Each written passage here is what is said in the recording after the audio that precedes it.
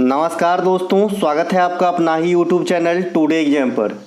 दोस्तों 40 वीडियो की सीरीज जो चलाई जा रही थी उसमें से आप आज 30वें नंबर की वीडियो वॉच कर रहे हैं। इससे पहले हमने आपको 29 वीडियो तथा पीडीएफ भी प्रोवाइड करा दिया है जो बच्चे पीडीएफ ग्रुप में हैं। चलिए दोस्तों शुरू करते हैं आज का ये वीडियो। मेरा कंटेंट जिनको भी एसएससी का एग्ज़ाम देना है, रेलवे का एग्ज़ाम देना है, बैंकिंग को छोड़ के सभी आदमी मेरा कंटेंट ले सकते हैं। गारंटी रखिए, विश्वास मानिए मेरा, मैं आपका टाइम पास नहीं करवाऊंगा। ऐसा होता तो मैं सब दिन पढ़ाता, लेकिन जब मेरे पास सफिशिएंट टाइम नहीं होता है किसी भी वजह से तो मैं नहीं पढ़ाता हूं, क्योंकि मैं आपका टाइम किल करना नहीं चाहता कि कुछ भी इधर उधर का पढ़ा दिया, ऐसा नहीं। जो परफेक्ट कंटेंट है, जो एग्ज़ाम ओरिएंटेड है, मुझे लगता है कि ये पढ़ाना चाहिए, वही पढ़ाऊंगा। चलिए शुरू करते हैं आज का ये वीडियो बिना टाइम गवाए। एक प्रश्न के कई सारे फैक्ट होते हैं, ये फैक्ट को ज़रूर कवर करते चलें, आपको आने वाले सभी एग्जाम में जो है काम आएगी। पहला प्रश्न है, हाल फिलहाल में चर्चा का विषय रहे प्रसिद्ध खिलाड़ी अनुष अग्रवाल का संबंध किस खेल से है? ये जो अनुष अग्रवाल भाई साहब हैं, ये किस खेल से संबंधित है? काफ़ी ज़्यादा नाम कमाया है इन्होंने हाल फिलहाल, आने वाले सभी एग्जाम में इनका नाम आपको दिखेगा। ये घुड़सवारी से संबंधित है। किससे संबंधित है? घुड़सवारी से, है ना। अनुष अग्रवाल 19वीं एशियाई खेल जो हुई थी अभी, उनमें घुड़सवारी में भारत को 3rd स्थान पे लाया, यानी कांस्य पदक दिलाया था भारत को। ठीक है, तो एक तो यहाँ से व्यक्तिगत घुड़सवारी में पदक जीतने वाले प्रथम बने थे, तो ये यहाँ से सुर्खियों में रहे। और फिर क्या हुआ कि जो पेरिस में अभी ओलंपिक होने वाली है, तो वहाँ पे घुड़सवारी में भी कोटा दिलाया भारत को खिलाड़ी ने, तो 2 बार जो है चर्चा का विषय रह चुका, इसीलिए यह खिलाड़ी आपके एग्जाम में दिखेंगे। अनुष अग्रवाल नाम याद रखिएगा, घुड़सवारी से संबंधित है। एशियाई खेल में कौन सा पदक जीता? तो कहिएगा ब्रांज मेडल। इनके अलावा भारत में 2024 में होने वाली ग्रीष्मकालीन पेरिस ओलंपिक के लिए घुड़सवारी में कोटा दिलाकर सुर्खियों में रहे अनुष अग्रवाल एक्चुअली संबंध घुड़सवारी से है, जैसा कि मैंने अभी बताया। इसके अलावा 33वां ओलंपिक खेल 2024, कभी कभी इसका क्रम भी जरूर याद रखें, ये 33वां ओलंपिक हो रही है। ठीक है भाई, क्योंकि मैंने बिहार CGL 3 जो एग्ज़ाम हुआ था, जो एग्ज़ाम कैंसिल हो गई थी एक शिफ्ट की, उस शिफ्ट में क्वेश्चन पूछा गया था कि 2022 में बर्मिंघम में होने वाली कॉमनवेल्थ गेम का क्रम क्या था, तो इत्तेफाक से ये 22वां ही था। ठीक है भाई, तो कभी कभी क्रम भी आपसे पूछे जाते हैं। तो 33वां ओलंपिक खेल 2024 में कहाँ पे होगी? पेरिस के अंदर होगी, है ना। ओलंपिक खेल की शुरुआत 1896 से हुआ था। आधुनिक टाइप मॉडर्न ओलंपिक की शुरुआत 1896 से हुआ था। एनिशिएंट फॉर्म में ओलंपिक को देखेंगे तो BC में हुई थी, 776 BC में स्टार्ट हुई थी, बीच में बंद कर दिया गया। फिर पियरे डी कुबर्टीन के प्रयास से 1896 से आधुनिक ओलंपिक एथेंस से शुरू हुआ था। भारत सेकेंड ओलंपिक यानी 4 साल के गैप पे होती है, तो 1896 के बाद 1900 में हुआ रहेगा। तो 1900 की जो ओलंपिक हुई थी वो भी पेरिस में हुई थी और भारत यहीं से भाग लेना स्टार्ट करता है। भारत को अगर आपसे कोई पूछे कि भाई भारत अब तक ओलंपिक में कितने पदक प्राप्त किए हैं ओवरऑल, तो आप कहेंगे 35 पदक मात्र प्राप्त हुई है भारत को ओलंपिक के खेल में। ठीक है, 10 गोल्ड है ना, उसमें से 10 गोल्ड है, और 10 गोल्ड में से 8 गोल्ड सिर्फ हॉकी खेल में आया है। इसके अलावा 2 गोल्ड जो बच गया, तो व्यक्तिगत रूप से प्रथम गोल्ड जीतने वाले खिलाड़ी अभिनव बिंद्रा और सेकेंड बने थे नीरज चोपड़ा। तो ये 10 गोल्ड का हिसाब है। वैसे ओवरऑल कितने पदक अब तक प्राप्त किए हैं भारत? तो 35 पदक प्राप्त किए हैं। इनके अलावा 2026 के शीतकालीन ओलंपिक ये कहाँ पे होंगे? इटली में होंगे, मिलान में होंगे, है ना। 2022 में यही शीतकालीन ओलंपिक कहाँ पे हुआ था? चाइना के अंदर हुआ था, है ना, चाइना के अंदर हुआ था, जहाँ पे भारत के तरफ से एकमात्र खिलाड़ी पार्टिसिपेट किया था, उनका नाम था मोहम्मद आरिफ खान। ठीक है ना, ये स्कीयर है ना, तो ये ही सिर्फ पार्टिसिपेट किए थे और बिना कोई मेडल जीते ही, मतलब भारत का खाता नहीं खुला था शीतकालीन ओलंपिक 2022 में। तो ये सभी बात ध्यान रखेंगे। चलते हैं आगे। अगला है, थोड़ा सा यहाँ पे मैं आपको एक चीज़ और यहाँ पे बताना चाह रहा था कि घुड़सवारी से एक और खिलाड़ी है जो काफ़ी ज़्यादा नाम कमाए थे और उन्हें भी एग्जाम में पूछा जाता है आज भी। उनका नाम है फवाद मिर्ज़ा। फवाद मिर्ज़ा भी घुड़सवारी से संबंधित हैं, भारतीय, तो इन्हें भी ध्यान रखेंगे।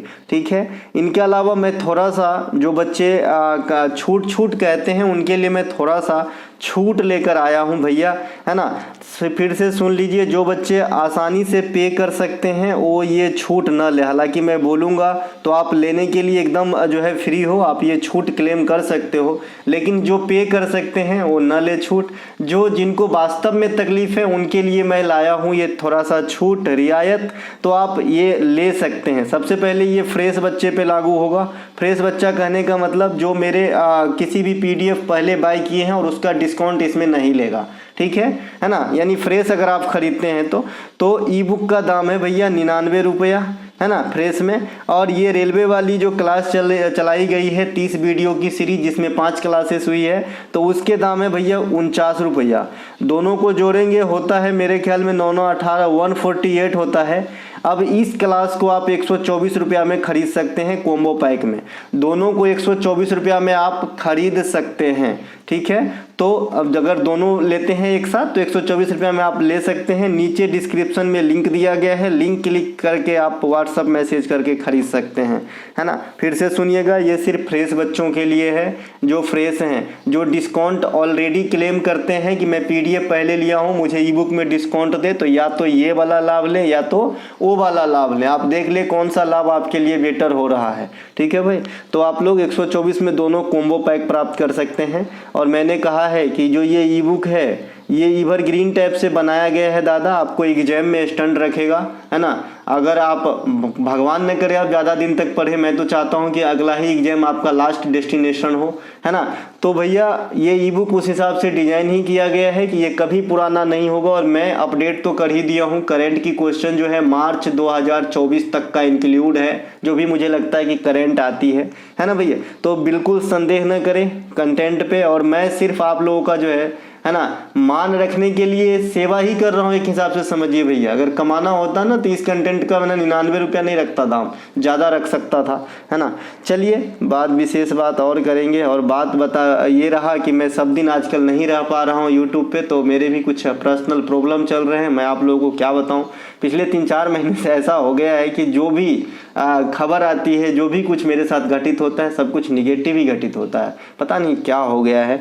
फिर भी 2-4 दिन तकलीफ में रहता हूँ, इसके बाद काम तो करना ही पड़ेगा, फिर लौट आता हूँ, है ना। डेनियल सेल में विद्युत अवघट्ट के रूप में किसका प्रयोग किया जाता है। देखिए, डेनियल सेल हो गए, लेक्लांचे सेल हो गए, ये सब क्या होते हैं, प्राइमरी सेल होते हैं। सबसे पहले आपको सेल को कैटेगरी समझनी होगी। सेल 2 प्रकार के होते हैं, एक तो प्राइमरी सेल होते हैं और एक आपका जो है सेकेंडरी सेल होते हैं। सभी सेल को हम 2 भागों में बांटते हैं, प्राइमरी सेल और सेकेंडरी सेल। प्राइमरी सेल में क्या है और सेकेंडरी सेल में क्या है, तो सेकेंडरी सेल का एक ही विशेषता है कि अगर एक बार ये डिस्चार्ज हो जाती है तो इसे आप पुनः चार्ज कर सकते हो, है ना, और फिर से यूज में ला सकते हो। यानी ये रिसाइकल टाइप से है, यानी यूज डिस्चार्ज, फिर यूज करो, फिर डिस्चार्ज, ऐसा चलता रहता है। लेकिन प्राइमरी सेल जैसे लिखो फिको होता है, पेन एक बार लिख दीजिए फेंक दीजिए, वैसा ही है, रिफिल फिल नहीं होगा। वैसे ही प्राइमरी सेल है, जैसे घड़ी की बैटरी हो गई, उसे कौन कहाँ चार्ज कर रहा है, और टॉर्च की बैटरी हो गई, कोई चार्ज करता है जी, नहीं करता है। तो ये सब क्या हो जाता है, प्राइमरी सेल होता है। तो यहाँ पे डेनियल सेल भी एक प्राइमरी सेल का ही पार्ट है, जिसमें आपसे पूछा गया है कि विद्युत अवघट्ट के रूप में क्या फिल करते हो, तो CuSO4 को फिल किया जाता है। ठीक है भाई। इनके अलावा डेनियल सेल में आपसे डायरेक्ट भी एग्जामिनर क्वेश्चन पूछता है कि कैथोड पे कैसा आवेश और एनोड पे कैसा आवेश होता है। ये सुनने में भले छोटा लग रहा हो, लेकिन अच्छे एग्जाम में वहाँ बच्चे कंफ्यूज हो जाते हैं। एग्जाम हॉल के अंदर कैथोड में हमेशा प्लस होता है और एनोड में हमेशा माइनस होता है, एनोड में हमेशा माइनस होता है, तो ये ध्यान रखेंगे। और दूसरी बात, अधिकांश जो सेल होते हैं उसमें कैथोड कॉपर के बने होते हैं और एनोड जिंक के बने होते हैं। मैं किस लिहाज से बात कर रहा हूँ, प्राइमरी सेल के लिहाज से बात कर रहा हूँ। प्राइमरी सेल में जो अधिकांश आपका जो कैथोड और एनोड बनाया जाता है, ये आपका बनाया जाता है भैया कैथोड किसका, है ना, कॉपर का और जिंक का बना होता है एनोड। कैथोड एनोड पे चार्ज आप समझ ही लिए, प्लस और माइनस। अधिकांश बैटरियां, फिर यहाँ पे मैं प्राथमिक कोष्ठ में लिख दिया हूँ, एनोड जिंक का बना होता है तथा कॉपर का कैथोड बना होता है। यही चीज़ ऊपर में लिखा है, सेम चीज़ है ना, जिंक और कॉपर लिखा है ना, तो ये 2 बार लिखा गया है, कोई बात नहीं। इसके अलावा कार की बैटरी में आप सल्फ्यूरिक अम्ल भरा जाता है। कार की जो बैटरी होती है, चाहे कोई भी बैटरी हो, जनरली जो सेकेंडरी बैटरी होती है उसमें H2SO4 ही अम्ल के रूप में भरे जाते हैं, यानी सल्फ्यूरिक अम्ल ही भरे जाते हैं। सल्फ्यूरिक अम्ल को आयल ऑफ विट्रियोल भी कहते हैं। लाल विट्रियोल, हरा विट्रियोल, ये सब मैं पढ़ा दिया हूँ। नीला विट्रियोल किसे कहते हैं? यहाँ पे ओवरऑल विट्रियोल का तेल किसे कहते हैं? तो H2SO4 को कहते हैं। रसायन का राजा भी H2SO4 को ही कहा जाता है। इसके अलावा बैटरी चार्ज होने की अवस्था में रासायनिक स्रोत से विद्युत ऊर्जा बदलता है। जो रसायन उसमें भरे होते हैं उससे किस चीज़ में बदलाव होती है? तो इलेक्ट्रिक जो ऊर्जा है, विद्युत ऊर्जा है, वो बनता है। और डिस्चार्ज होने की अवस्था में विद्युत ऊर्जा को रासायनिक ऊर्जा में बदला जाता है। आज तक आपने बैटरी का कोई एग्जाम में सिर्फ यही क्वेश्चन देखा कि बैटरी में किसका रूपांतरण होता है, तो आप कहते हो भैया रासायनिक ऊर्जा का विद्युत ऊर्जा में होता है। लेकिन किस अवस्था में? जब बैटरी चार्ज हो, ठीक है। लेकिन अगर आपसे पार्टिकुलर पूछता है कि डिस्चार्ज की अवस्था में ऊर्जा का कन्वर्जन किस रूप में होता है बैटरी के अंदर, तो आप क्या बोलते हो भाई? है ना, डिस्चार्ज की अवस्था में विद्युत ऊर्जा से रासायनिक ऊर्जा में, यानी उल्टा हो जाता है। ये बात आज आप सीख लो और थोड़ा सा ध्यान रखो। एग्जामिनर का कोई भरोसा नहीं, कल अगर इस लगा के पूछ दिए तो फिर ऐसे ही आंसर देना है। इसके अलावा voltaic cell, Daniell cell, Leclanche cell, ये सभी प्राथमिक सेल का उदाहरण है। वैसी बैटरी जिसका इस्तेमाल सिर्फ एक ही बार होता है प्राथमिक सेल है। सार्वजनिक निर्माण विभाग की स्थापना किस वायसराय के समय में हुई थी? तो सार्वजनिक निर्माण विभाग की स्थापना लॉर्ड डलहौजी के समय में हुआ था। डलहौजी के समय घटनाओं में भारतीय रेल की शुरुआत 1853 में होता है। भारतीय शिक्षा की मैग्ना कार्टा कहा जाने वाला वुड के डिस्पैच 1854 में रिलीज होती है।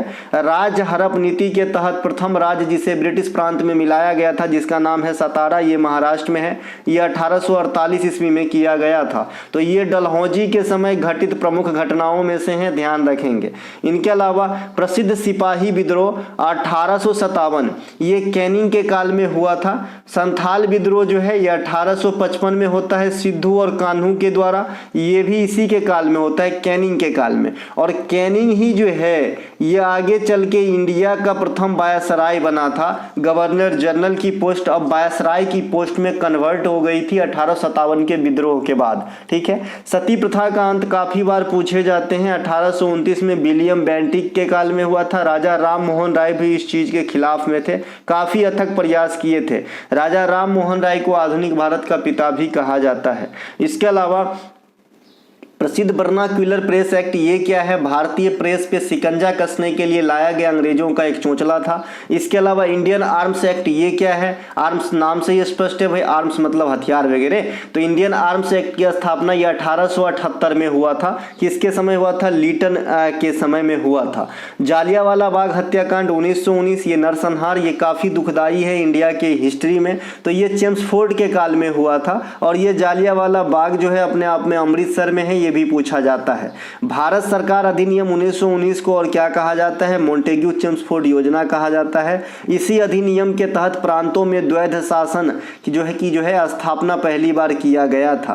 प्रांतों में द्वैध शासन की समाप्ति कहेगा तो भारत सरकार अधिनियम 1935 होगा।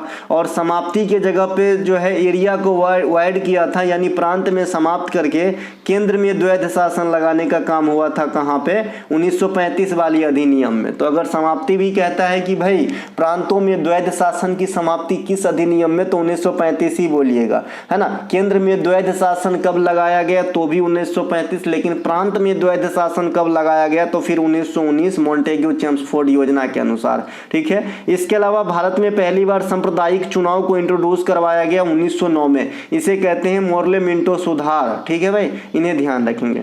इसके अलावा अगला प्रश्न हमारा कि हड़प्पा कालीन प्रमुख नदियां तथा उनके किनारे अवस्थित शहरों में से किस सही मिलान कीजिए। अब 4 नदी हैं और 4 आपका शहर का नाम दिया है। सिंधु नदी आपका मोहनजोदड़ो के समय होगा, किनारे होगा, एकदम स्पष्ट दिख रहा है। भोगवा लोथल के किनारे होगा, ये भी दिख रहा है। हिंडन आपका चला जाएगा जी आलमगीरपुर के पास, और घग्गर चला जाएगा जी कालीबंगा के पास। तो इस प्रकार से आप इसे मैच कर देंगे, ठीक है ना। बात रहा कि ये सब कहाँ कहाँ स्थित है, तो कालीबंगा अपना आरजे में है, आरजे मतलब राजस्थान। आलमगीरपुर अपना उत्तर प्रदेश में है, है ना। मोहनजोदड़ो ये पाकू में है और लोथल गुजरात में है, हमरो गुजरात में, ठीक है। तो ये ध्यान रखेंगे, ये जगह भी कभी कभी पूछता है। इसके अलावा हड़प्पा शहर की खोज, अब यहाँ पे बहुत सारे पॉइंट हैं हड़प्पा काल के बारे में, जरा सुनिएगा। हड़प्पा शहर की खोज सर जॉन मार्शल के निर्देशन में 1921 ईस्वी में दयाराम साहनी के द्वारा किया गया था। हुआ यूं कि सबसे पहले जो शहर खोजा गया उसका नाम हड़प्पा है, तो इसीलिए इस सभ्यता को भी हड़प्पा सभ्यता भी कह देते हैं, ठीक है। इसके अलावा यह पूर्णतः शहरी सभ्यता थी जिसमें मकान जो है पके हुए ईंट के बने होते थे। जल निकासी के लिए शहरों में ड्रेनेज की व्यवस्था होती थी। एक सेकंड, खांसी आ गया। जल निकासी के लिए शहरों में जो है ड्रेनेज की व्यवस्था होती थी। अधिकांश हड़प्पा कालीन शहर कितने भागों में विभाजित हुआ करता था, तो आप कहोगे सर 2 भागों में, लेकिन धोलावीरा को अलग से पूछा जाता है क्योंकि ये एक्सेप्शनल है। इसमें जो हड़प्पा काल की जो ये शहर धोलावीरा है इसे 3 भागों में विभाजित किया गया था, इसीलिए पूछा जाता है। सबों मतलब समझते हैं ना, मृत शरीर है ना, पार्थिव शरीर है ना, जो दुनिया का अहम सत्य है। तो ये जो सब होते थे उनको जलाने और दफनाने दोनों की प्रथा प्रचलन में थी, यानी वहाँ पे जलाया भी जाता था और दफनाया भी जाता था। जैसे आधुनिक हम इस्लाम धर्म में देखते हैं कि दफनाया जाता है और हिंदू धर्म में देखते हैं कि जलाया जाता है, ठीक है। लिपि कैसी थी, तो भाव चित्रात्मक थी, जो अब तक पढ़ा नहीं गया है, अपठनीय है। कपास की खेती की सर्वोत्तम या सर्वप्रथम साक्ष्य कहाँ से मिलता है, तो आप कहोगे हड़प्पा काल से ही मिलता है। सभ्यता में क्या होती थी, पशुपालन और व्यापार और कृषि कहाँ गया इधर, ये तीनों प्रचलन में था, ठीक है। वस्तु विनिमय प्रणाली पे व्यापार आधारित हुआ करता था, आप मुझे चावल दो मैं आपको गेहूं दूंगा, उस प्रकार से। इसके अलावा इस सभ्यता को कांस्ययुगीन सभ्यता भी कहा जाता है। इस सभ्यता में एक Fe को छोड़ देना, लोहा को छोड़ देना, बाद में की मैक्सिमम चीज अगर आपके ऑप्शन में है कि भाई इन सभ्यता के लोग इनसे परिचित थे कि नहीं, तो बोलना हाँ, लेकिन लोहा को ना, है ना, लोहा को कहे ना, है ना। इसके अलावा हड़प्पा कालीन सबसे बड़ी नगर मोहनजोदारो जो है ये सिंधु नदी के किनारे स्थित है, यह पाकिस्तान में स्थित है। भारत में हड़प्पा कालीन नगरों में सर्वाधिक विस्तृत राखी गढ़ी है जो हरियाणा में है। सबसे पूर्वी स्थल आलमगीरपुर है, ये उत्तर प्रदेश में है। और सबसे दक्षिणी स्थल दैमाबाद है जो महाराष्ट्र में स्थित है, ठीक है। इसके अलावा सबसे उत्तरी स्थल मंडा है जो जम्मू कश्मीर में है। सबसे पश्चिमी स्थल सुरकोतदा है जो पाकिस्तान में स्थित है। तो ये जो है आपका चारों हड़प्पा कालीन आखिरी छोर है, आलमगीरपुर, मांडा, सुरकोतदा और दैमाबाद, माफ कीजिएगा, दक्षिण में दैमाबाद है और पश्चिम में सुरकोतदा है जो यहाँ पे लिखा भी गया है। सुरकोतदा पाकिस्तान में है, बाद बाकी 3 आखिरी बाउंड्री जो है इंडिया में ही है, आलमगीरपुर, मांडा और दैमाबाद। हड़प्पा कालीन बंदरगाह नगर कौन कौन से थे, तो आप कहते हो सुरकोतदा और लोथल। सुरकोतदा पाकिस्तान में, लोथल इंडिया गुजरात में। 2021 में धोलावीरा को यूनेस्को में शामिल किया गया और इस प्रकार हड़प्पा कालीन स्थल जो प्रथम बार यूनेस्को के अंदर गया वो है धोलावीरा और आज तक एक ही गया है।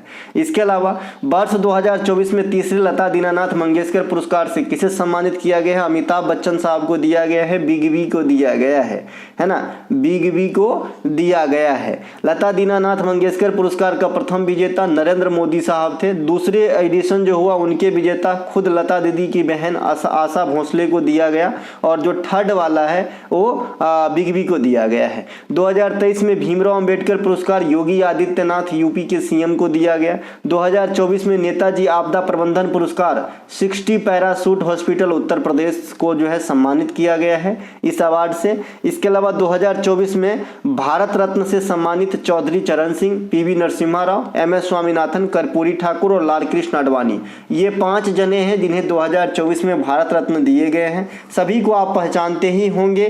चौधरी चरण सिंह है ना, ये भूतपूर्व प्रधानमंत्री, पीवी नरसिम्हा राव भूतपूर्व प्रधानमंत्री, MS स्वामीनाथन भारत में हरित क्रांति के जनक, कर्पूरी ठाकुर भूतपूर्व बिहार के राजनेता और लाल कृष्ण आडवाणी भूतपूर्व जो है इंडिया का उप प्रधानमंत्री और बीजेपी से जुड़े हुए कैरेक्टर। इनके अलावा 2024 ज्ञानपीठ पुरस्कार जो है रामभद्राचार्य और गुलजार साहब को दिया गया है। रामभद्राचार्य गुरु जी जो है ना, दोनों आँख के थोड़ा वो है, मतलब ब्लाइंड हैं, और फिर भी इतने सारे शास्त्रार्थ ग्रंथ सब इनको याद है ना। ये जो है एक अद्वितीय ही है भाई। और ये गुलजार साहब भी अपने क्षेत्र में महारत हासिल है, इनको जो है सभी जानते होंगे। इनका पूर्ण नाम जो है, मतलब ओरिजिनल नाम संपूर्ण सिंह कालरा है। ये भी आपके एग्जाम में पूछा जा सकता है। लेटेस्ट व्यास सम्मान जो है ये पुष्पा भारती जी को दिया गया है। साहित्य अकादमी पुरस्कार 2023 हिंदी के लिए संजीव साहब को दिया गया है ना। पद्म विभूषण 2024 में 5 विजेता चिरंजीवी साउथ के एक्टर, बैजंती माला भरतनाट्यम, पद्मा सुब्रमण्यम भरतनाट्यम, वेंकैया नायडू भूतपूर्व उपराष्ट्रपति और बिंदेश्वर पाठक साहब को दिया गया है, तो ये भी ध्यान रखेंगे। इनके अलावा ग्रैमी अवार्ड 2024 में है ना, भारतीय विजेता तबला वादक जाकिर हुसैन, बांसुरी वादक राकेश चौरसिया, गायक शंकर महादेवन, वायलिन वादक गणेश राजा गोपालन और तबला वादक सेल्वा गणेश विनायक राम। तो ये 5 जन हैं जिन्हें जो भारतीय हैं और 2024 में ग्रैमी अवार्ड प्राप्त किए हैं। पहला ग्रैमी अवार्ड प्राप्त करने वाले भारतीय का नाम जरा छाप देंगे कमेंट में।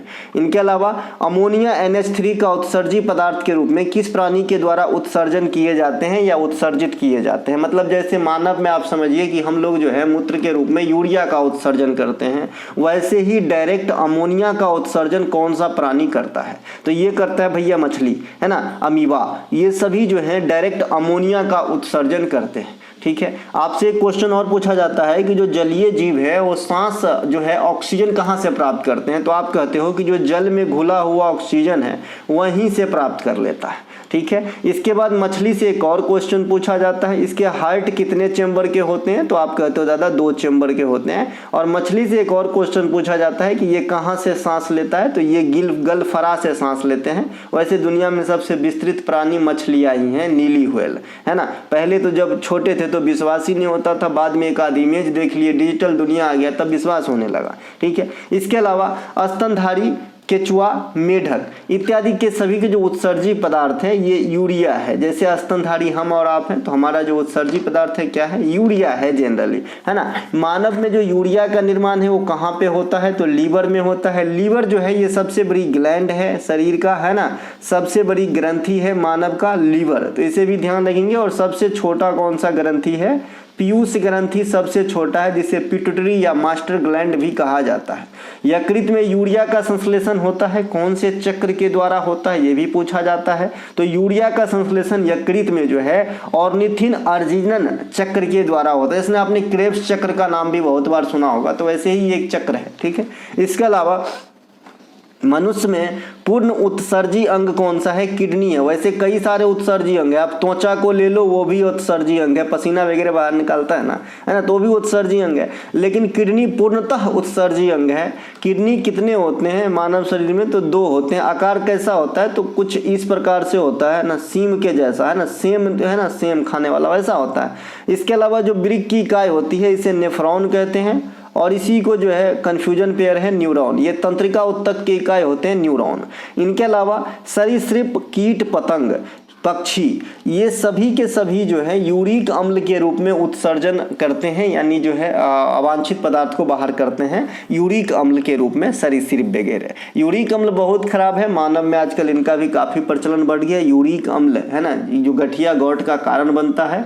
ये जो जहाँ भी ज्वाइंट होते हैं शरीर में वहाँ पे क्रिस्टल के तौर पे जमा हो जाता है, जो एक दानादार संरचना होती है, जो गठिया या गौट का कारण बन जाता है और चलने फिरने में दर्द होता है। इसके अलावा वित्तीय आपात का प्रावधान भारतीय संविधान में किस देश के संविधान से लिए गए हैं। देखिए, खाली आपातकालीन व्यवस्था कहेगा तो आंसर बदल जाता है। खाली आपातकालीन व्यवस्था कहेगा कि कहाँ से आप लिए हो भारतीय संविधान में, तो आप कहते हो जर्मनी के बीमर संविधान से। लेकिन स्पष्टता अगर आपको लिख दिया है कि भाई वित्तीय आपात का प्रावधान कहाँ से लिए हो, तब आपको अमेरिका का संविधान कहना पड़ेगा। अमेरिका के संविधान में आएंगे तो और भी बहुत कुछ सामान लिए गए हैं, जैसे आप यहाँ पे मौलिक अधिकार देखेंगे, प्रस्तावना स्थापना देखेंगे, न्यायपालिका की स्वतंत्रता देखेंगे, न्यायिक पुनरावलोकन देखेंगे, संविधान की सर्वोच्चता देखेंगे, राष्ट्रपति पर महाभियोग देखेंगे इत्यादि। ये सब अमेरिका के संविधान से लिए गए हैं। लेकिन अगले ही स्लाइड में अभी आपने देखा भाई प्रस्तावना अमेरिका के संविधान से, लेकिन जो प्रस्तावना की भाषा है वो ऑस्ट्रेलिया के संविधान से लिया गया है, ये अवश्य याद रखिएगा। ब्रिटेन के संविधान में बात करेंगे एकल नागरिकता, विधि निर्माण प्रक्रिया, विधि का शासन, संसदीय विशेषाधिकार, संसदात्मक शासन प्रणाली जो द्विसदनीय व्यवस्था है, तो ये सभी के सभी कहां से लिए गए हैं? ये ब्रिटेन के संविधान से लिए गए हैं। प्रस्तावना की भाषा, समवर्ती सूची, संसद का संयुक्त अधिवेशन कौन बुलाता है भैया? राष्ट्रपति। अध्यक्षता कौन करते हैं? स्पीकर, है ना। केंद्र राज्य के बीच जो शक्तियों का विभाजन है, ये सभी के सभी ऑस्ट्रेलिया के संविधान से लिया गया है। अभी आपने देखा कि भाई विधि का जो शासन था वो ब्रिटेन से लिया गया था, लेकिन विधि द्वारा स्थापित प्रक्रिया जो है ये जापान के संविधान से लिए गए हैं। आपातकालीन व्यवस्था जर्मनी के बीमर संविधान से, लेकिन वित्तीय आपातकालीन व्यवस्था कहां से? अमेरिका के संविधान से लिया गया है। 3 आर्टिकल है अपने पास, 352, 356 और 360, है ना। 356 राष्ट्रपति शासन होता है, 352 राष्ट्रीय आपात होता है और 360 वित्तीय आपात होता है। मौलिक कर्तव्य 1976 में 42वां संविधान संशोधन स्वर्ण सिंह समिति के अनुशंसा पे 10 प्रकार के मौलिक कर्तव्य संविधान में जोड़े गए, जिसे भाग 4 के ए के अंतर्गत आर्टिकल 51 के ए में रखा गया था। वर्तमान में 11 है, क्योंकि 2002 में 86वां संविधान संशोधन के द्वारा शिक्षा से संबंधित एक और मौलिक कर्तव्य को जोड़ा गया था। भारतीय संविधान में सबसे अधिक संवैधानिक स्रोत का जो बात करेंगे कि हम कहां से लिए हैं, तो आप बात करते हो कि सबसे अधिक संवैधानिक स्रोत जो है ये भारत सरकार अधिनियम 1935 से लिया गया है। संविधान निर्माण के समय कितने भाग थे? तो 22 भाग थे, 395 आर्टिकल थे और 8 अनुसूचियां थी। अभी कितने अनुसूचियां हैं? 12 अनुसूचियां हैं। इनके अलावा संविधान निर्माण के समय कितने भाषा को संवैधानिक दर्जा प्राप्त था? तो आप कहते हो 14 भाषा को संवैधानिक दर्जा प्राप्त था। बाद में 3 लॉट में संवैधानिक दर्जा दिया गया भाषाओं को। सबसे पहले सिंधी भाषा को 21वां संविधान संशोधन के द्वारा, फिर मणिपुरी, नेपाली और कोंकणी 71वां संविधान संशोधन के द्वारा, और फिर 92वां संविधान संशोधन के द्वारा बोडो, संथाली, मैथिली और डोगरी, है ना। इसके अलावा प्रारूप समिति में कितने सदस्य होते थे? तो 7 सदस्य हुए थे, जिनमें भीमराव अंबेडकर प्लस 1+6 और भीमराव अंबेडकर साहब क्या थे? अध्यक्ष थे। इनके अलावा सुधारक नामक पत्र के संपादक निम्नलिखित में से कौन है? सुधारक नामक जो पत्रिका है इनके संपादक गोपाल कृष्ण गोखले साहब हुए। भारतीय सेवक समाज की स्थापना गोपाल कृष्ण गोखले साहब ने 1905 में किए थे। गोपाल कृष्ण गोखले जो है ये महात्मा गांधी साहब के गुरु थे। इनके अलावा द इंडियन नेशन नामक समाचार पत्र की स्थापना महाराजा कामेश्वर सिंह ने किया था। नवजीवन नामक समाचार पत्र जो गुजराती भाषा के समाचार पत्र हुआ करता था, गांधी जी के द्वारा चलाया गया था। राष्ट्र गोफ्तर ये दादा भाई नौरोजी की जो संबंधित है, तो इन्हें भी ध्यान रखेंगे। दादा भाई नौरोजी के बारे में बहुत कुछ बता दिया हूं, है ना। प्रथम पार्सियन कांग्रेस की अध्यक्षता संभालने वाले हुए, 3 बार कांग्रेस की अध्यक्षता संभाले, grand old man of India कहा जाता है ना। ब्रिटिश संसद में सिलेक्ट होने वाले प्रथम भारतीय थे।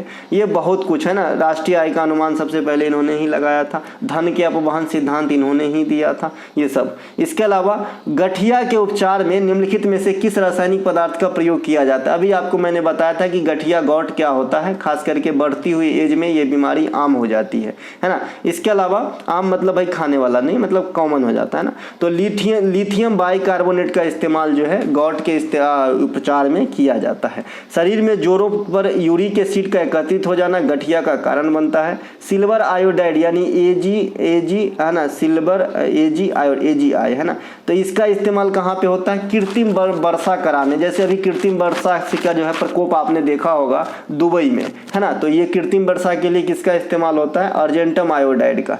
सोडियम थायोसल्फेट और सिल्वर ब्रोमाइड AgBr, इसका इस्तेमाल कैसे होता है भैया? फोटोग्राफी के अंदर होता है ना। इनके अलावा मूर्ति का सांचा बनाना तथा वेल्डिंग मटेरियल में और डॉक्टरों के द्वारा प्लास्टर वगैरह करने में, टूटी फूटी हड्डी को जोड़ने इत्यादि में, है ना, प्लास्टर ऑफ पेरिस का इस्तेमाल किया जाता है। खाद्य पदार्थ के संरक्षित रखने हेतु सोडियम बेंजोएट का प्रयोग किया जाता है।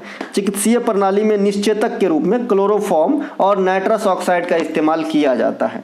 क्लोरोफॉर्म CHCl जो आपका होता है Cl3, है ना। नाइट्रस ऑक्साइड NTO हंसाने वाली गैस, तो इनको दोनों का इस्तेमाल निश्चेतक के रूप में किया जाता है। जंतु विज्ञान की वह शाखा जिसके अंतर्गत सरीसृप के अध्ययन किए जाते हैं क्या कहलाते हैं? इसे हर्पिटोलॉजी कहते हैं। हर्पिटोलॉजी के अंदर सरीसृपों का अध्ययन किया जाता है। ब्लड परीक्षण या ब्लड संबंधित अध्ययन को हम हीमेटोलॉजी कहते हैं, जैसे ब्लड जो जांच कराते हैं हम लोग। कोशिका का अध्ययन साइटोलॉजी कहलाता है। और निथोलॉजी में हम क्या करते हैं? पक्षियों का अध्ययन करते हैं। पक्षी जो है समतापी प्राणी होते हैं, स्तनधारी और पक्षी समतापी प्राणी होते हैं और गर्म खून के प्राणी होते हैं, ठीक है। कीट पतंग का अध्ययन जो है एंटोमोलॉजी के अंतर्गत किया जाता है। हृदय का अध्ययन हम कार्डियोलॉजी के अंतर्गत करते हैं और सर्प का अध्ययन हम ओफियोलॉजी के अंतर्गत करते हैं। मिट्टी का अध्ययन हम पीडोलॉजी के अंतर्गत करते हैं। झीलों का अध्ययन हम लिम्नोलॉजी का अंतर्गत करते हैं। तो ये कुछ एक अध्ययन है जो आपके एग्जाम में आते हैं। इनके अलावा भूटान की सीमा कितने भारतीय राज्यों के साथ लगती है? कहोगे आप दादा 4। ये 4 कौन कौन से हैं? तो सिक्किम है, पश्चिम बंगाल है, असम है और अरुणाचल प्रदेश है। यहाँ से जो है 4 राज्यों के साथ भूटान की सीमा लगती है। इनके अलावा भूटान भारत के पड़ोसी देश हैं। अधिकांश निवासी बौद्ध धर्म के हैं। अधिकांश भाषा जोंगखा है, माफ कीजिएगा, आधिकारिक भाषा जोंगखा है। अधिकांश निवासी भूटान में जो है बौद्ध धर्म के लोग निवास करते हैं। 2024 के मार्च महीने में भूटान सरकार के द्वारा उनका जो ऑफिशियल सर्वोच्च पुरस्कार है, जैसे अपने यहाँ का भारत रत्न है, वैसे ही जो भूटान का है वो दिया गया है नरेंद्र मोदी को। और इस प्रकार के ये प्रथम विदेशी नागरिक है जिन्हें दिया गया है, ठीक है भाई। इनके अलावा भारत के प्रथम सर्वाधिक लंबी स्थलीय सीमा बांग्लादेश के साथ लगती है और बांग्लादेश में भी सबसे लंबी सीमा पश्चिम बंगाल के राज्य के साथ जो है बांग्लादेश की लगती है। तो ये बात भी आज जान लीजिए। इनके अलावा सबसे छोटी स्थलीय सीमा अफगानिस्तान के साथ लगती है। सिक्किम, अरुणाचल प्रदेश, लद्दाख और पश्चिम बंगाल, ये 3 देशों के साथ अटैच्ड हैं ये चारों, ठीक है। सबसे अधिक राज्यों में सीमा साझा जो करता है ये उत्तर प्रदेश है। उत्तर प्रदेश की सीमा जो है अंतर्राष्ट्रीय की बात करेंगे तो नेपाल हो जाएगा और वैसे 8 राज्यों के साथ लगता है, यानी टोटल राष्ट्रीय और अंतर्राष्ट्रीय मिला के 9 जगह से इनकी सीमा लगती है उत्तर प्रदेश की, है ना। इनके अलावा नदियों की विसर्प वाहिका जो गोखुर झील के रूप में पाई जाती है क्या कहलाती है? मन। अरे ये नहीं जानते हैं मन, है ना। हमारे घर के पास कमला नदी है ना। घर के पास नहीं, मतलब 2-4 किलोमीटर के दूर पे है कमला नदी, है ना। तो हम लोग नहाने जाते थे तो गांव घर में जो उधर न जाना, मन है, मैन बोलते हैं वैसे मैथिली में इसे, मैंने एक गड्ढा नुमा जगह रहता है जो बहुत अंदर अगर चले गए तो फिर वहाँ से निकलना मुश्किल हो जाता है। मतलब मिट्टी के अंदर एक गड्ढा जैसे धोधर जैसे बना रहता है, इसे मन कहते हैं, है ना। तो इसी को जो है इस लैंग्वेज में पढ़ेंगे, एग्जाम में आता है। नदियों की विसर्प वाहिका जो गोखुर झील के रूप में पाई जाती है ना, मन कहलाता है। भारत में ज्वार नदमुख बनाने वाली नदियों में नर्मदा और ताप्ती प्रमुख हैं, है ना। दोनों उल्टी दिशा में प्रवाहित होती है, अर्थात पूर्व से पश्चिम की तरफ बहती है। अधिकांश नदियां जो हैं पश्चिम से पूर्व की तरफ बहने का काम करता है, लेकिन ये दोनों नदियां जो हैं उल्टा बहती हैं। दोनों ही भ्रंश घाटी को फॉलो करती हैं, है ना। और डेल्टा का निर्माण भी नहीं करती है।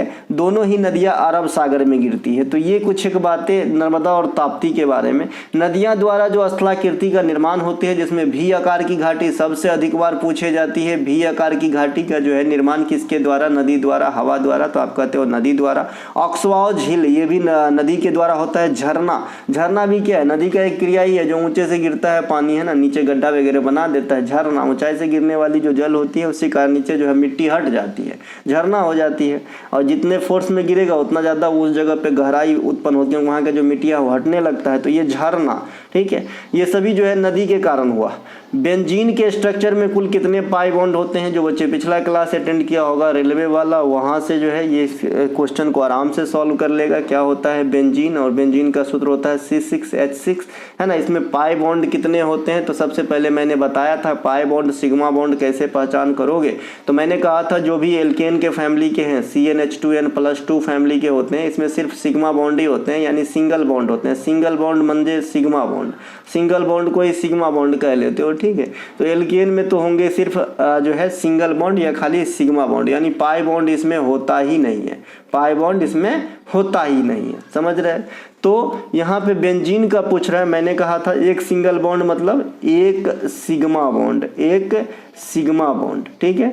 डबल बॉन्ड मतलब एक पाई बॉन्ड प्लस एक सिग्मा बॉन्ड, एक सिग्मा प्लस एक पाई। और ट्रिपल बॉन्ड मतलब 2 पाई प्लस एक सिग्मा, ठीक है। ये याद रहेगा तभी काम बनेगा, और उसके साथ साथ स्ट्रक्चर भी यानी सूत्र भी याद होना चाहिए, है ना। तो ये रहा दादा आपके बेंजीन का स्ट्रक्चर आपके सामने खटकोण की तरफ है। इसमें 3 डबल बॉन्ड आपको दिख रहा होगा, एक यहाँ पे है, देखिए एक यहाँ पे डबल बॉन्ड है, एक यहाँ पे है और एक यहाँ पे है। एक घर छोड़ छोड़ के 3 जगह डबल बॉन्ड होते हैं। क्यों होते हैं? मैंने आपको कहा था कि कार्बन को संतुष्ट होने के लिए 4 हाइड्रोजन की आवश्यकता होती है ना। तो ये जो ललका कार्बन है, ये देखिए एगो हाइड्रोजन तो यहाँ है, अब 3 गो चाहिए। एगो ये जो सिंगल बॉन्ड है इसको 1 हाइड्रोजन समझिए, तो 2 गो हो गया। अब इस बीच में 2 गो लगाएंगे तब नहीं को कार्बन संतुष्ट होगा।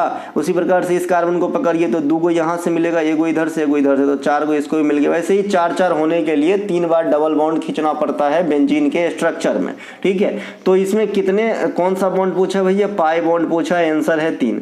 तो मैंने कहा कि भाई जितने डबल बॉन्ड होते हैं उसमें क्या रहता है, एगो पाई रहता है और एगो सिग्मा रहता है, सिग्मा इस प्रकार से, ठीक है। तो यहाँ पे 3 गो डबल बॉन्ड है, मतलब 3 गो पाई बॉन्ड होगा बेंजीन में। और सिंगल बॉन्ड या सिग्मा बॉन्ड की बात करेगा तो कितना होगा? तो 6 गो तो बाहर दिख रहा है आपको, है ना, 6 गो बाहर दिख रहा है इस प्रकार से, है ना, और 6 गो अंदरों होगा, क्योंकि डबल बॉन्ड में भी एक सिग्मा बॉन्ड जो है रहता ही रहता है। तो 6-6 12 गो होगा भैया, इसमें क्या 12 गो होगा सिग्मा बॉन्ड और 3 गो होगा पाई बॉन्ड बेंजीन के स्ट्रक्चर में, ठीक है। याद रखेंगे डायरेक्ट, है ना, पूछता भी है। इस प्रकार से जो चीज़ मैंने बताया है यहाँ पे लिख दिया है। सिंगल बॉन्ड में 1 सिग्मा बॉन्ड होता है, डबल बॉन्ड में 1 सिग्मा बॉन्ड और 1 पाई बॉन्ड होता है, ट्रिपल बॉन्ड में 2 पाई बॉन्ड और 1 सिग्मा बॉन्ड होता है। बोमडिला, यांगपाप, तुजू, दर्रा, इनमें से कौन सा अरुणाचल प्रदेश में स्थित नहीं है? तो इसमें तुजू नाम से स्पष्ट है, ये तुजू जो है ये मणिपुर में है ना। बाद में की बोमडिला, यांगपाक, यांग्याप, दीफू, दीफू है ना, दीपू के छोटका भाई दीफू, ये भी है कहाँ पे? अरुणाचल प्रदेश में है, फेमस है। इनके अलावा तुजू दर्रा मणिपुर में है। मणिपुर में मीठे पानी की झील लोकटक भी स्थित है। यह दुनिया का एकमात्र, यहाँ पर दुनिया का एकमात्र जल प्लावित नेशनल पार्क कैमुल लैमजाओ भी स्थित है, तो ये बात ध्यान रखेंगे।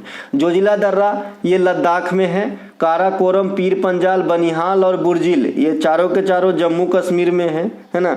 इनके अलावा लिपुलेखा, माना, नीति, नीलिमा, है ना, ये उत्तराखंड में है। नाथुला और जलैपला ये सिक्किम में है।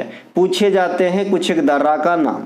किस प्रकार की वस्तुओं पर मांग और आपूर्ति के नियम लागू नहीं होते? देखिए गिफिन वस्तु पर मांग और आपूर्ति का नियम लागू नहीं होता है। मांग और आपूर्ति का नियम जो है गिफिन वस्तु पे लागू नहीं होता है। अब ये गिफिन वस्तु क्या होता है? तो वैसा वस्तु जिसकी मूल्य अगर इंक्रीज हो रहा है तो उसका मांग भी बढ़ जाएगा, लेकिन उसके जस्ट विपरीत होता है मांग का नियम। ये क्या कहता है कि भाई किसी चीज़ की मूल्य बढ़ रहा है तो जो डिमांड है वो घटेगा, ठीक है। तो इसीलिए गिफन वस्तु सेम ही डायरेक्शन में चलता है, इसीलिए इस पे मांग का नियम लागू नहीं होता है, ठीक है। इसके अलावा पूरक वस्तु, पूरक वस्तु कैसा होता है? जो दोनों एक लॉट में काम कर सकता है, जैसे पेट्रोल और आपका ईंधन से चलने वाली कोई भी, जैसे मोटरसाइकिल पकड़ लीजिए, मोटरसाइकिल और पेट्रोल, है ना, डीजल और ट्रैक्टर, ये सब क्या है? पूरक वस्तु है। तो अगर मोटरसाइकिल का कीमत बढ़ गया तो ऑटोमेटिक पेट्रोल की डिमांड घट जाएगी, क्योंकि मोटरसाइकिल रहबे नहीं करेगा तो पेट्रोल लोग पिएगा थोड़ी, ठीक है। तो ऐसे कहते हैं भैया पूरक वस्तु। इनके अलावा मांग का नियम कौन दिया था? एडम स्मिथ 1776 में।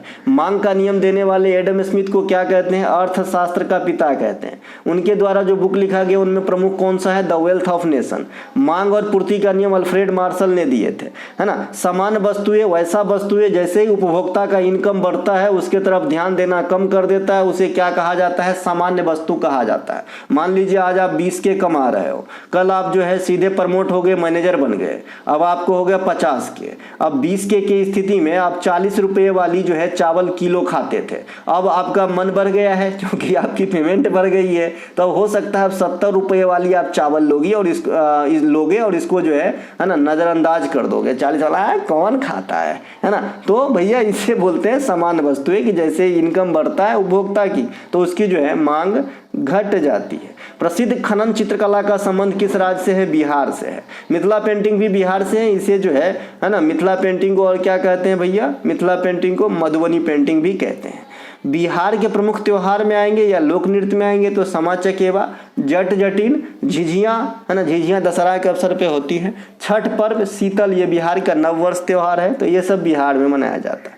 फर चित्रकला का संबंध राजस्थान से है। इसके अलावा गुलर तथा कांगड़ा पेंटिंग का संबंध हिमाचल प्रदेश से है, फुलकारी चित्रकला पंजाब से और कलमकारी चित्रकला आंध्र प्रदेश से, रंगोली और बर्ली पेंटिंग महाराष्ट्र से, सोहराई खोबर पेंटिंग झारखंड से, भित्ति चित्रकला उड़ीसा से। इन्हें ध्यान रखें बच्चे, यू बुक जो लिए हो सिर्फ पूजा करने के लिए मत लेना, पढ़ना भैया है ना, पढ़ोगे तो याद करोगे मुझे जब किसी कुर्सी पे बैठ के टिफिन निकाल के खाना खाओगे, ठीक है भाई। तो पढ़ना एक नियम बना लेना कि आज मुझे 20 पेज पढ़ना है, कल जो है 20 पेज जिसे पढ़ा था उसको 10 पिछला रिवीजन करके फिर अगला 20 पेज पढ़ना है। इस प्रकार से आपको चलते चलते जाना है, 3-4 बार खत्म करना है ना। 3-4 बार खत्म कर दिए तो आपको जो है जनरल कॉम्पिटिशन एग्जाम में आपको जो है जीके जीएस में एक अली बैब्स आपके अंदर आएगा और खुद ही फिल कर पाओगे इस बात को।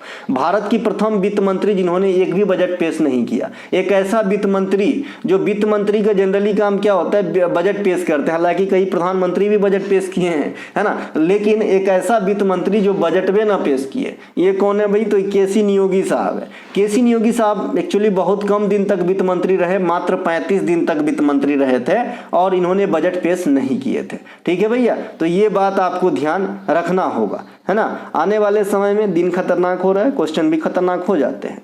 भारत में सबसे कम समय दिन तक प्रधानमंत्री कई बार पूछे भी गए हैं, मात्र 13 दिन तक रहे थे अटल बिहारी वाजपेयी साहब। भारत में वित्त आयोग के प्रथम अध्यक्ष कौन थे? केसी नियोगी साहब। 16वें वित्त आयोग अभी नवनिर्वाचित है, इनके अध्यक्ष कौन बने हैं? तो अरविंद पनगड़िया साहब। ये अरविंद पनगड़िया साहब कौन है? तो भैया ये नीति आयोग में प्रथम जो है उपाध्यक्ष के तौर पे कार्य किए थे।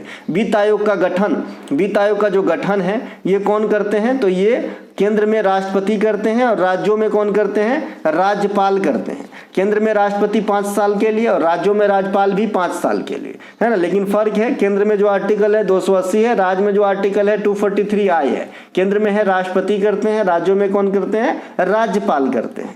सबसे लंबी बजटीय भाषण देने का रिकॉर्ड निर्मला सीतारमण मैडम का 2020-21 में लगभग 2.5 घंटे की बजटीय भाषण दिए थे, है ना। इनके अलावा सबसे अधिक बार बजट मोरारजी देसाई साहब 10 बार पेश किए हैं। दूसरा स्थान पे है पी चिदंबरम साहब जिन्होंने 9 बार बजट पेश किए हैं, ठीक है। स्वतंत्र भारत में प्रथम बजट सन्मुखम शेट्टी साहब और गणतंत्र भारत में प्रथम बजट जॉन मथाई। अब स्वतंत्र और गणतंत्र तो समझ ही रहे होंगे, है ना। बजट के जगह पे भारतीय संविधान में जो मेंशन है वार्षिक वित्तीय विवरण आर्टिकल 112 में है। 1 जनवरी 2024 से ब्रिक्स समूह के सदस्य देशों की संख्या कितनी हो गई है? जैसे कि आप जानते हैं कि जो पहले अभी ब्रिक्स है, पहले ब्रिक बना था। ब्रिक बना 2009 में। इसमें 4 देश के नाम हैं, जैसे बी से ब्राजील है, रसिया है, इंडिया है, चाइना है। फिर साउथ अफ्रीका को ले लिए 2010 में, तो ये बन गया भैया ब्रिक्स। अब 1 जनवरी 2024 के 5 गो और नया सदस्य आ गया है, तो अब ये सदस्य हो गया है 10 देशों का टीम हो गया है। ये 5 गो जो नया आया है इनका नाम है मिस्र, इथोपिया, ईरान, सऊदी अरब और संयुक्त अरब अमीरात, ठीक है। इनके अलावा ब्रिक्स की स्थापना 2009 में, 10 में साउथ अफ्रीका है, 2023 में ब्रिक्स की बैठक अफ्रीका में हुई और 2024 में कायदे से तो होना चाहिए था ब्राजील के अंदर, क्योंकि जो ब्रिक्स BRICS तो साउथ अफ्रीका में हो गया तो पहला लेटर से चलेगा, तो फिर बी से आता है, लेकिन इसमें नहीं होकर रसिया में हो रहा है, ठीक है। ब्रिक्स से संबंधित जो बैंक है न्यू डेवलपमेंट बैंक, 2014 में जो है स्थापित किए गए थे। इसका हेडक्वार्टर संघाई चीन में है। वर्तमान अध्यक्ष डिल्मा रौसेफ है।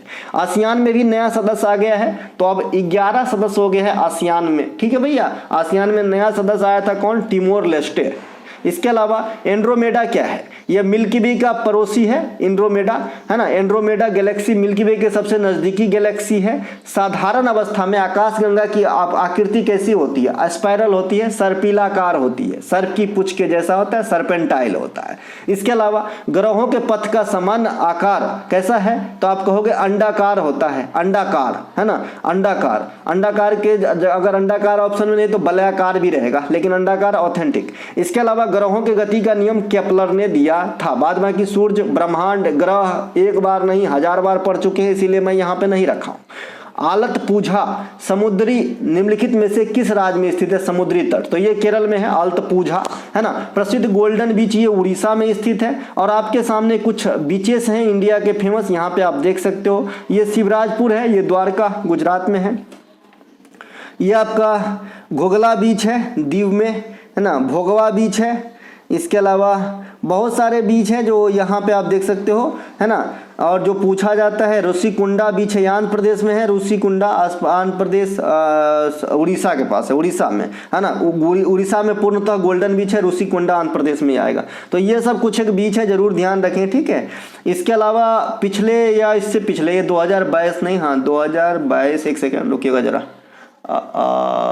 हाँ 2022 में ही थुंडी और खिदमत को भी दिया गया था ब्लू फ्लैग का दर्जा।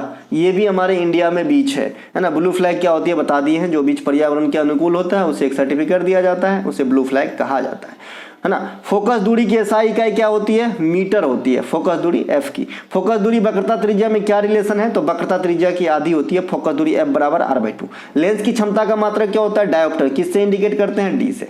स्पष्ट दर्शन की न्यूनतम दूरी कितनी होती है, 25 सेंटीमीटर होती है। अगर आप आंख के समय कुछ भी लेकर आओगे ना, है ना, तो 25 सेंटीमीटर पर दूर रखोगे तो बहुत साफ साफ दिखेगा। इसके अलावा रेडियो सक्रियता का एसआई मात्रक बेकुरल होता है। हेनरी बेकुरल जो है रेडियो सक्रियता के खोज करने की श्रेय दिए जाते हैं। अगर हेनरी बेकुरल ऑप्शन में नहीं है तो मैडम क्यूरी से भी काम चला सकते हो। इनके अलावा बल तथा भार का एसआई मात्रक क्या होता है, न्यूटन होता है। दाब का मात्रक क्या होता है, पास्कलवा होता है, पास्कल। चुंबकीय फ्लक्स के एसआई मात्रक क्या होता है, वेबर। ध्यान रखेंगे, ठीक है। तो ये सब कुछ एक बातें हैं जो आपके एग्जाम में पूछे जाते हैं और इस क्लास में हमने आपको बताया। हम मिलेंगे अगले वीडियो में। जो बच्चे कोई भी कंटेंट के लिए इच्छुक हो, हमारे डिस्क्रिप्शन में लिंक दिया गया है, आप क्लिक करके व्हाट्सएप मैसेज कर सकते हैं। जय हिंद दोस्तों।